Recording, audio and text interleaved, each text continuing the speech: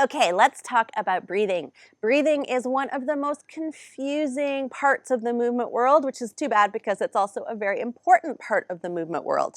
Today, we're going to talk about exactly what diaphragmatic breathing is.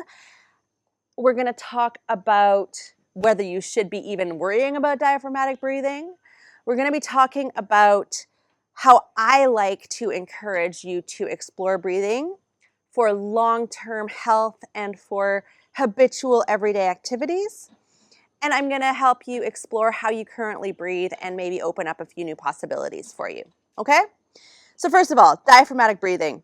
I actually despise the term diaphragmatic breathing. I never use it because I find it very confusing and unhelpful. Your diaphragm is a big muscle that sits right around here in your belly, kind of right under your rib cage. It is always involved when you breathe. Always. So all breathing is diaphragmatic breathing. That's one reason the term is super confusing, because it excludes nothing. And I don't know what somebody means when they say diaphragmatic breathing, but I suspect they normally mean taking a breath that goes right into your belly. There are reasons to take breaths that go right into your belly, which, by the way, doesn't mean your air goes into your belly. It means that your diaphragm changes the pressure in your body so that your belly lifts. And the reasons you might do it is because it can be relaxing, because it helps affect the vagus nerve, which is part of your relaxation, rest, and digest response. So that can be good. It's also good just because you should be able to do it. You should have the capacity to breathe into your belly. And it can be good because it could be a useful stabilization strategy for your body.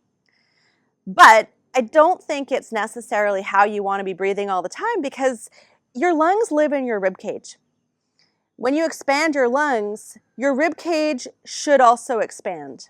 And if you're pushing a lot of pressure down into your belly, your rib cage might not be expanding very much. The carry-on effect to that might be some sticky stuff happening in your upper body. It might be that the core canister isn't really working effectively, so you actually lose effective stabilization. It can create a lot of pressure outwards in the case of a diastasis recti, or a lot of pressure downwards in the case of a pelvic floor problem. So I like thinking about breathing with the rib cage and a little bit with the belly as my go-to type of breathing, which is certainly a diaphragmatic breath, because all breathing is diaphragmatic, but is not what I think is normally referred to as a diaphragmatic breath. So how's that for confusing right off the bat? Let's talk about what I'm going to call ribcage breathing. Jill Miller calls this abdominal thoracic breathing. Sometimes it's called 360-degree breathing. Sometimes it's called circumferential breathing. Essentially, what happens, or sometimes umbrella breathing, which is actually kind of great because I think it's a good way to think about it. So when you take a breath, as you breathe in, the whole bottom of your ribcage should expand and lift. Your whole rib cage should expand in all dimensions. It should expand forward and back, side to side, even up and down, 360 degrees, like a sphere. And as that whole rib cage expansion happens, you're going to get a little follow-on expansion in your belly because everything's getting bigger. Your exhale should be reflexive. You should not have to squeeze out an exhale. There are reasons you might want to do that, but it should be springiness in your tissues that helps you exhale. So springiness in your tissues is really important in your thorax and upper body so that you can get a complete exhale. Many of us have lost a lot of spring and capacity in our rib cage because, hello, phones and computers, we're really tight through our shoulders, our upper back, our scapula. That can then show up in our breathing as a pattern that overuses belly expansion or overuses upper chest lifting and underuses this kind of umbrella expansion of our low ribs. So there are reasons that we should be able to breathe right up into our shoulders and into our belly. And I would like my body to be able to access those capacities when it needs it. For example, if I was running really hard and it needs everything, or if I wanted to relax, I might want to breathe into my belly. But I really want my body to be able to access lots of rib cage mobility, lots of upper back spinal mobility, so that it can default to using my rib cage expansion as my go-to pattern. That's what I think about, and I'm going to encourage you to think about that for yourself. So I'd like to start moving now by checking into what our pattern is right now. You can do this seated, or you can do this lying down. Let's start seated. Get one hand on your belly and one hand on your rib cage, and take a couple of kind of medium breaths, not super deep, not super shallow. And just notice here how your hands are moving. What hand moves first as you breathe in? Does your other hand move at all? What hand moves first as you breathe out? Does your other hand move at all? So what I would like to have happening would be that the rib cage hand begins moving and then my belly hand follows.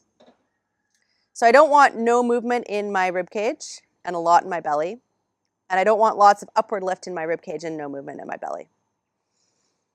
So take a few more breaths. That's on the inhale. On the exhale, I'd really love it if my belly started slightly decreasing and then my ribs kind of bottom up like a zipper. That would be what I would like to have happen as my default. But it might or might not be happening for you. So you're just checking. It's really helpful to check in on yourself and sort of see what your pattern is regularly. And you can check it in lots of body positions. So one body position that's great to check in is just lying on the ground. So we're going to lie on the ground together now. I'm going to set myself up with a pillow underneath my shoulders and a half roller under my head. That's so that I can get my rib cage and diaphragm into an optimal position for breathing.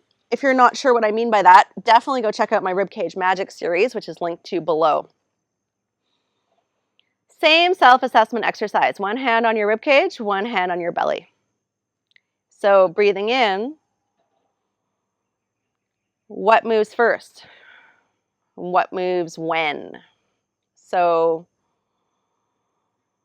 it would be really nice if your rib cage expanded first and your belly followed. And if that's not what's happening, that's okay, because that's why we're here and exploring it. So just checking. Rib cage, then belly. And then does your belly move first and then your ribs? Or do your ribs move first and then your belly? That's your assessment. So step number one to working on this is simply to see if you can do it consciously, if you can actually get your breath to do what you're asking it to do. So we're lying down, we're nicely set up here. So you've got, your ribs are softening into the floor. You don't have a big rib edge here. And again, if you don't know what I'm talking about, go check out Ribcage Magic. Your belly's pretty relaxed. You're not squeezing and gripping here. So if you take your hands now to your low ribs, I like to have my hands around my low ribs on the side. Breathe into your hands on purpose. See if you can expand that kind of circle of low ribs as though it's the bottom of an umbrella and you're opening the umbrella as you breathe in.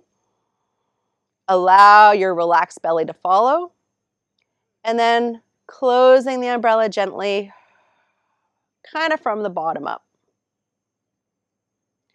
So that's a lot to think about. You can just think about closing the umbrella. You don't want to close the umbrella and push pressure down. And that's why I like the idea of bottom-up breathing or breathing exhaling. So you could think about, as you exhale, gently moving from the bottom up and just allowing the pressure to kind of go up through your body or to kind of close down from the bottom up. As you breathe in, gently expanding the bottom of your umbrella. As you breathe out, gently closing the bottom of your umbrella, but thinking also a little bit like your breath is a zipper leaving from your bottom up. That pattern is what I would love for everybody to have as their habitual go-to, my brain just does this automatically pattern. If that's not your pattern, one of the ways you can work on it is spending about 5 to 10 breaths every day, literally just practicing, just giving yourself that lower rib expansion, lower rib contraction. So just working on that with bolstering for your head and shoulders will give you the most optimal outcome there. Another thing that you can do is work on ribcage mobility. So ribcage mobility has many components. I had a lot about it in my new pelvic floor plus upper body course because it's so fundamental. Component number one is you want to allow your ribcage to drop if you've been holding it up all the time. And again, if you haven't checked out Ribcage Magic, that's what you're going to find there, is what that means. So you need to let your ribs relax down. For our purposes today, just feel around the front of your ribs. If there's a big rib corner, then relax it down, ribs drop. Take a yoga strap and take it around your low ribs, gently, not crazy tight, cross it in front of you. And what you're going to do here is you're going to use the yoga strap to help you get some ribcage movement. So as you breathe in, you're going to press your ribs into your yoga strap to try to widen your rib cage and try to move your hands towards each other. As you breathe out, you're going to try to, now you're actively exhaling, breathing all your air out to try to tighten your yoga strap a little bit more. So this is an exercise in trying to expand our ribs a little artificially by really pressing into the strap as we inhale, blowing everything out as we exhale, really trying to get the ribs moving. You can do that about 5 to 10 times. If you feel lightheaded, take a break. There's no magic to this, so take a rest whenever you need it. We're just getting that sense of side to side, front to back, and maybe even a little up and down expansion. But the strap will really help you feel side to side and maybe a little bit front and back. So that's what we're trying to feel with that. So that's a ribcage mobilization exercise by really trying to consciously attach your brain to your ribcage, okay? And then you can combine that with the lying on the ground breathing exercise to give yourself a little bit of that sort of habitual patterning practice so that when you go into your day, your body just naturally starts to learn how to 360-degree rib breathe. There's a lot more you can do. If you're really tight and sticky through your upper back, then you definitely should be thinking about upper back mobility, shoulder mobility, scapular mobility. That's why I'm making a pelvic floor upper body course. But this should start you out and give you a sense of what we're really going for. So it's diaphragmatic breathing in the sense that this is where your diaphragm attaches. We're asking for that area to expand and contract. That is indeed a very diaphragmatic form of breathing, but it's not a huge belly lift or a focus on the belly lift to the exclusion of everything else. We want your rib cage to get involved, and that'll help normalize the pressures in your body so that you're not overloading your front of your core, your pelvic floor. Okay? So I hope that clarifies what diaphragmatic breathing is, what an ideal breathing pattern is, sort of in a go-to day-to-day sense, and clears up any questions you might have about breathing. But if you still have questions, of course, stick them in the comments. I'm happy to chat. Okay? Cheers.